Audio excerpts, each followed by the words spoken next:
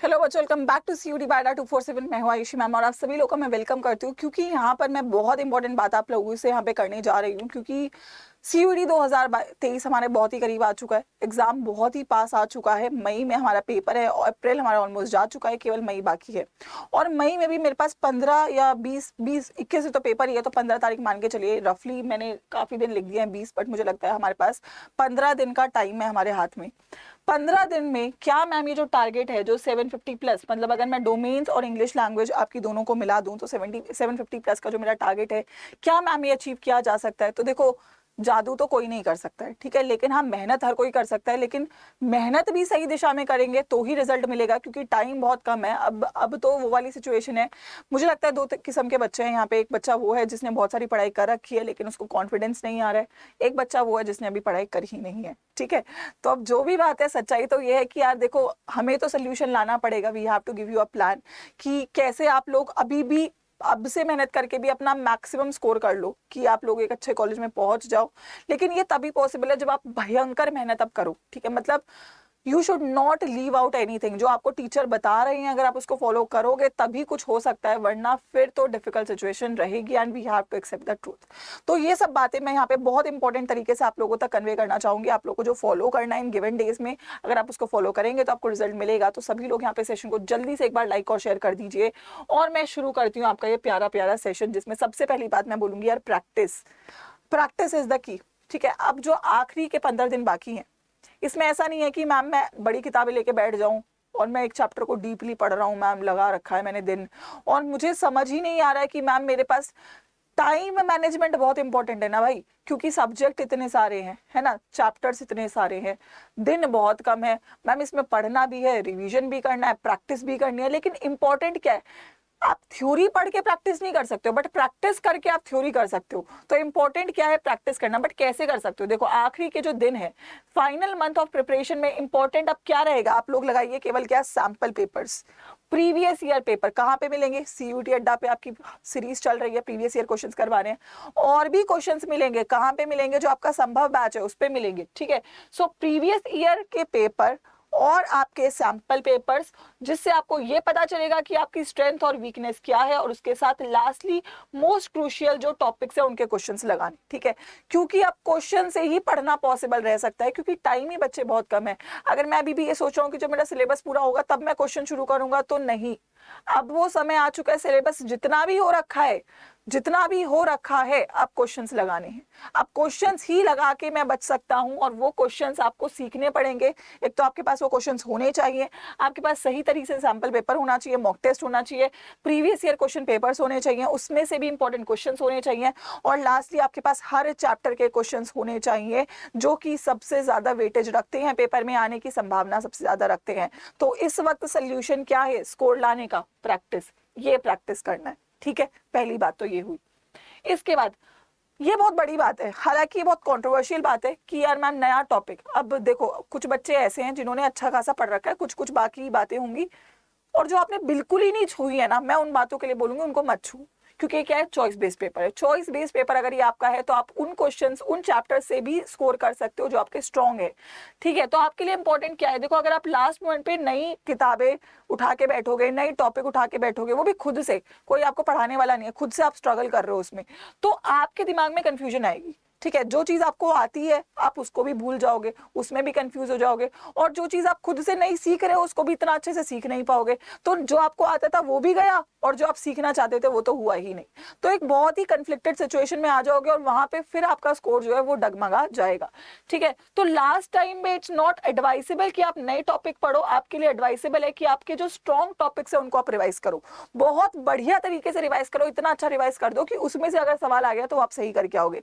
क्योंकि हर सब्जेक्ट में आपको चॉइस मिल रही है, तो चॉइस का यूटिलाइजेशन करना आप लोगों के लिए बहुत इंपॉर्टेंट बन जाता है। और जो बच्चा इसको सही तरीके से यूटिलाइज कर लेगा वो वहां पे रिजल्ट लेकर बच्चों आ रहा होगा, ठीक है। उसके बाद do not hesitate to clear your doubts, ये बहुत इंपॉर्टेंट है, आपके मन में डाउट्स नहीं होने चाहिए, जो टॉपिक्स आते हैं उनको एकदम मतलब 110% क्लियर होना चाहिए आपके दिमाग में। डाउट हटाने के लिए बहुत सारे तरीके हैं, टीचर से आप, अगर आप यूट्यूब पे ही हो तो यूट्यूब पे बार बार पूछो, अगर आप बैचेस में हो तो ऑब्वियसली वहाँ पे टीचर्स आपके डाउट्स क्लियर कर ही रहे हैं। तो आई थिंक मतलब देखो लास्ट मोमेंट पे आप ये रिग्रेट मन में रखोगे कि यार मैम काश मैं पढ़ लेता आप लोग के साथ, तो काश मैम मेरा हो जाता, तो वो काश मत रखना अपनी जिंदगी में, ठीक है, क्योंकि मुझे पता है कि बहुत लास्ट में इंपॉर्टेंट रहता है कि आपका रिजल्ट आना ही चाहिए चाहे कैसे भी है। अगर आप खुद से पढ़ते हो बहुत अच्छी बात है, लेकिन अगर आपको चाहिए ये आखिरी मिनट है, आखिरी मोमेंट है, इसमें मदद की जरूरत पड़ेगी, तो वो आप लोग डेफिनेटली मदद यहाँ पर ले सकते हो। अच्छा, डोमेन सब्जेक्ट के लिए जो टिप्स रहेंगी, सबसे इंपॉर्टेंट है शॉर्ट नोट्स आपके कंप्लीट होने चाहिए, या तो आपने खुद बनाए हैं या फिर जैसे मैं बैच में दे रही हूँ बच्चों को, वो आप लोग वहां से देख के बना रहे हो या फिर खुद बना रहे हो, पर बनाने पड़ेंगे शॉर्ट नोट्स, क्योंकि लास्ट मोमेंट पे रिवीजन करना है और रिवीजन शॉर्ट नोट्स के थ्रू होगा। फिर उसके बाद मेरे को एम्फेसिस करना है चैप्टर वाइज क्वेश्चंस पे, क्योंकि अब मैं लास्ट मिनट पे आ गई हूँ, मैं किताबें नहीं खुलवाऊंगी आप लोगों को, मैं नहीं बोलूंगी आप एनसीईआरटी लेके बैठो, मैं नहीं बोलूंगी आप ये वाला एग्जाम्पलर लेके बैठो, ये वाली किताब लेके बैठो, नहीं, आप लोगों को मैं क्वेश्चन दूंगी, मैं आपको शॉर्ट नोट्स दूंगी, आपको उनको फॉलो करना है और बस क्वेश्चंस को लगाना है। उसके बाद टेस्ट सीरीज लगानी है और एक नोटबुक जरूर बना लेनी है जिसमें आप वो क्वेश्चंस लिख रहे हो, चाहे वो यूट्यूब के हैं चाहे वो बैचेस के हैं, जो आप गलत कर रहे हो, ताकि आपके पास एक नोटबुक में सारे इंपॉर्टेंट पॉइंट्स एक जगह लिखे हुए होने चाहिए चैप्टर वाइज, जो कि डायरेक्टली आपके पेपर में उठ के आ रहे होंगे, ठीक है। अगर मैं लैंग्वेज की बात करूं, देखो लैंग्वेज में वोकैब आता है, आपका वर्बल एबिलिटी है, रीअरेंजिंग है, रीडिंग कॉम्प्रिहेंशन है, सिनोनिम्स है और आपका पिकिंग द राइट वर्ड है। ये वाले जो टॉपिक्स है सबसे ज्यादा इंपॉर्टेंट है फॉर योर लैंग्वेज टेस्ट, ठीक है। तो लैंग्वेज टेस्ट को अगर आपको एस करना है तो इंपॉर्टेंट बात है, देखो अगर आपका आरसीज आता है तो वहाँ पे कीवर्ड्स होते हैं, हालांकि आपको इंग्लिश में बहुत अच्छे से मैम पढ़ा रही है, बट मैं एक ओवरव्यू आपको बस अगर देना चाहूँ तो कीवर्ड्स जो होते हैं वो आपको आइडेंटिफाई करने आने चाहिए, वो कैसे आएंगे, प्रैक्टिस से होंगे। उसके अलावा आपको क्या पता होना चाहिए, बहुत इंपॉर्टेंट है वर्बल एबिलिटी, वहां से सबसे ज्यादा क्वेश्चन आए हैं सीयूटी में। सो यस, आपको इसकी बहुत ज्यादा प्रैक्टिस करने की जरूरत है। इसके लिए आपको क्या करना होगा, प्रीवियस ईयर क्वेश्चंस को करना बहुत जरूरी है और वो मैम आपको भर भर के दे रही है, ठीक है, चाहे वो यूट्यूब पे पढ़ा रही है मैम आपको, चाहे वो आपको बैचेस में पढ़ा रही है, संभव में पढ़ाएंगी आपको। तो प्रैक्टिस इंग्लिश के लिए बहुत इंपॉर्टेंट है, इंग्लिश में जितना प्रैक्टिस करोगे ना उतना बेनिफिशियल रहेगा। एंड जनरली मैं आपको बता रही हूँ जितने भी क्वेश्चन आपको यहाँ पे संभव बैच में मिलेंगे उनमें से मैक्सिमम क्वेश्चन आपके पेपर में देखने को मिलेंगे। सो आप लोग के लिए बहुत इंपॉर्टेंट है इसको करना। सो लास्ट मोमेंट पे, और इसके अलावा बहुत इंपॉर्टेंट है आपको अपना फिजिकल मेंटल हेल्थ, मतलब रिवीजन जब करते हैं ना तो बच्चा अक्सर बहुत स्ट्रेस में आ जाता है, तो अननेसेसरी स्ट्रेस नहीं लेना, थोड़ा तो स्ट्रेस लेना ही पड़ेगा, वो तो फायदेमंद है इस वक्त, लेकिन फिजिकली मेंटली अपने आप को एग्जॉस्ट नहीं करना है। थोड़ा बहुत एक्सरसाइज करिए, हेल्दी डाइट लीजिए और अपना बेस्ट दीजिए, ठीक है। You have to give your best. आप अगर आप लोग हेल्दी रहोगे, अगर आप लोग पॉजिटिव रहोगे तो आप पेपर अच्छा दे पाओगे। अगर आप अननेसेसरी स्ट्रेस में रहोगे और आप लोग मतलब बस केवल सोचे जा रहे हो तो उसका कोई फायदा नहीं है, right. So you have to be healthy, बहुत इंपॉर्टेंट, और थोड़ा ब्रेक लेने भी जरूरी है ताकि जो एग्जाम रिलेटेड स्ट्रेस है, एक्सर्शन है, उसको आप थोड़ा सा न्यूट्रलाइज करो। बट दैट डजंट मीन कि आप ब्रेक ही लिए जा रहे हो, राइट। 15-20 मिनट का ब्रेक ले लो, अगर आप 3 घंटे की पढ़ाई कर रहे हो 3 घंटे के बाद 15-20 मिनट का ब्रेक काफी है, वो आपके लिए इंपॉर्टेंट रहेगा। लास्ट के 25 दिन में इफ आई वुड से 8 से 10 घंटा, कितना, 8 से 10 घंटा पढ़ना बहुत ज्यादा इंपॉर्टेंट है, ठीक है। मतलब अगर मैंने सोचा कि मैं, बल्कि मैं, आप इसको बढ़ा भी सकते हो, जो बच्चे भी पढ़ना शुरू करेंगे भाई उनको 12-12 घंटे भी पढ़ना पड़ सकता है, बट 8 से 10 घंटा इज मिनिमम रिक्वायरमेंट अगर आपको सीयूटी लास्ट के 25 दिनों में, बल्कि मैं बोलूंगी 15 दिन में क्रैक करना है। अब 8 से 10 घंटे में आपको कम से कम 4 से 6 घंटा, 4 घंटा मैंने काफी कम टाइम बोला है, बट कम से कम 6 घंटा तो लगेगा। डोमेन में आप एक सब्जेक्ट को 2-2 घंटा भी दोगे तो लगाना पड़ेगा उतना। आप 1 घंटे में रिविजन करो, 1 घंटे में क्वेश्चंस करो, उतना टाइम तो कम से कम देना पड़ेगा पर डे के हिसाब से। 2 से 3 घंटा आप लैंग्वेज और जीटी को दे सकते हो, ठीक है, डिवाइड कर सकते हो डिपेंडिंग अपॉन आपका क्या कोर्स है उसके हिसाब से, ठीक है।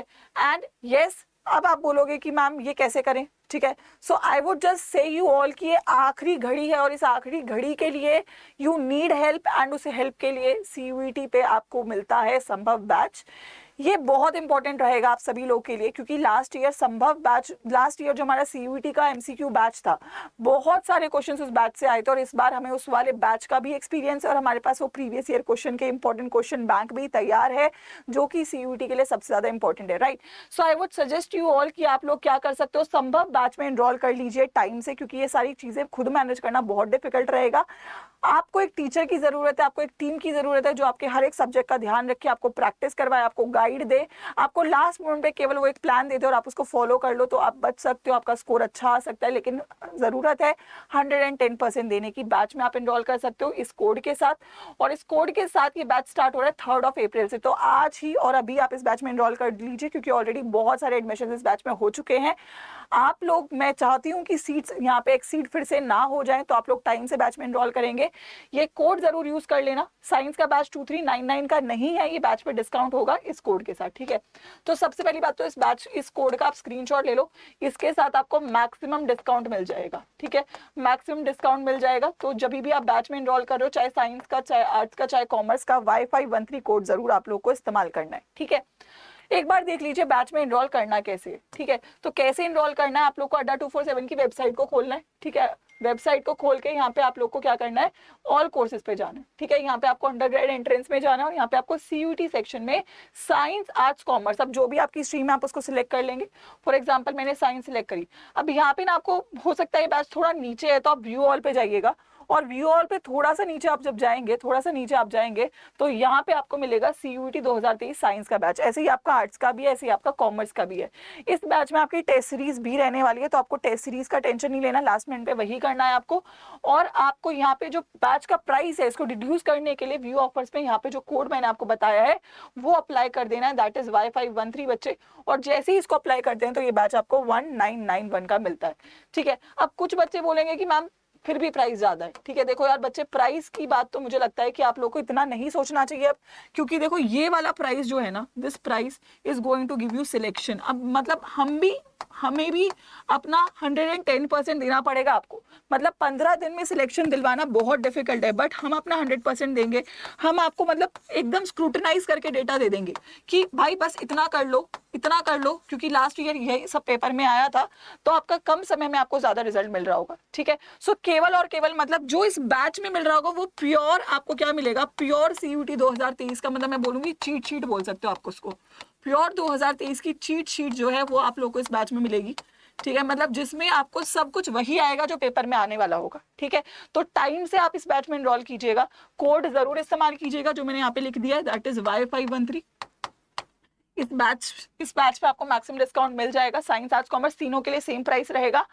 बट डिले नहीं करना है, बहुत ही जल्दी, बहुत ही स्पीड में बैच में एनरोल कर लेना है, ताकि आपका आखिरी 15 दिन मैक्सिमम यूटिलाइज हो सके और आप मैक्सिमम रिजल्ट तक पहुंच रहे हो, राइट बच्चों।